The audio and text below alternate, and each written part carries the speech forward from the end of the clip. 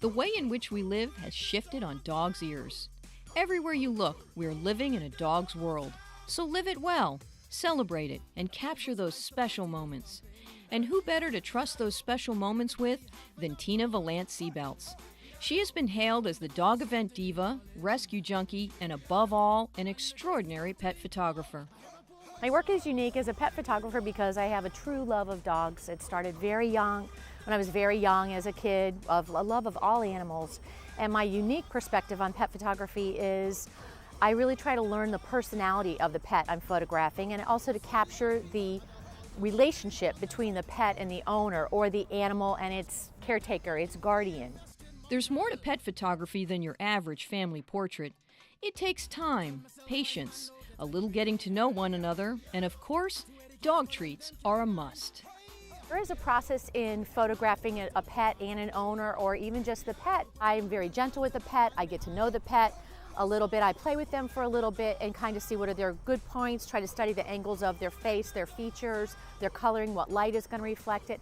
How am I going to bring out the best in them? Because I think just like with human faces, every living thing is beautiful. And it's my job and my gift to try to bring that out as best as I can. Tina's award-winning photographic work reflects her love of pets, but long before that, she became an advocate for pet rescue. My rescue group started when I was a child. I was the kid that every stray dog would find in the neighborhood, the kitten with a broken leg, the bird that fell from its nest. Probably I think about 12 years old, and my mom's like, stop bringing stuff home. And I actually rehabilitated a little dove in my closet until it was well enough, and then my neighbor helped me take it to the wildlife center. So I actually fed the dove for a couple weeks, kept it in my closet. It was healthy and fine, and it was released later on. This close-knit relationship with all animals and pet lovers alike has afforded Tina the opportunity to network with others and coordinate some of the most successful dog events. Some of the other work I do, starting in 2004, I was called in by the Parks Department to take an event they were doing, just a one-day event, and turn it into an entire weekend. So I, of course, being a visual person, being a photographer, saw the whole thing in my head, how it would lay out, and just worked backwards and made it all happen. So I was named a couple years ago, they call me the Dog Event Diva, and I work on, orchestrate, and consult on dog events anywhere from all the way through the state of Florida, all the way up the eastern coast, and I have worked on events in California and Washington. When the Art and Culture Center of Hollywood wanted to showcase the world's preeminent canine artists for their summer program, in conjunction with a weekend of events celebrating all things dogs, the Diva was called in. At the center, we do family-friendly programming during the summer months, and this past summer we had our main exhibition was an exhibition of work by Tillamook Cheddar, who's an internationally known Jack Russell Terrier artist. We also produced a two-day event in the Arts Park at Young Circle that was called the Dogs of Summer, that had, all kinds of performing canines, tips for how to help, take care of your dogs better, just a two-day extravaganza for dog lovers.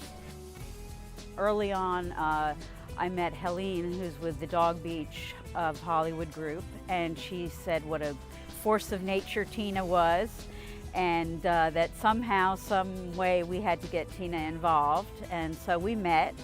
And she actually was very instrumental in helping us put together the two-day event in the dog park, as well as introducing people to the center that came to see the exhibition.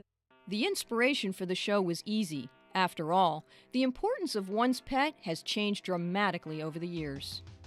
The whole idea behind the show and the concept of the shows together is about people's bond with their pets, whether it be dogs, cats, what have you. And I think that Tina's work comes across in a way that's just both warm and fun and exuberant, and really just shows that deep connection that we have with the animals that we love. And whether it's with photographing her own pets, which she exhibited some of those, or pets of other people, there's just something that's very both unique in a fun and also very compelling way about what she does. And her pieces were definitely a standout among all the work that we had.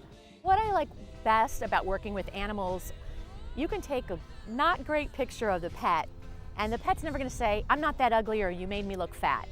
People love their pets. There's so many people now who have elected not to have children or can't have children. Their pets become their children, or they're in a relationship where they're just not going to have children, or they're empty nesters. So their pets become the loves of their life, and they just give such unconditional love. And people love pictures of their pet.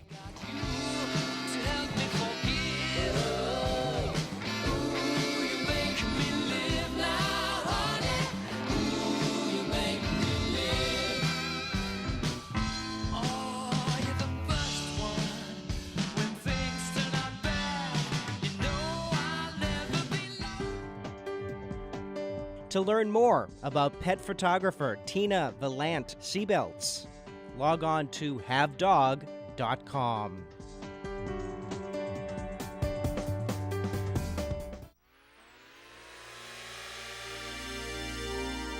The preceding program was a production of WLRN Public Television.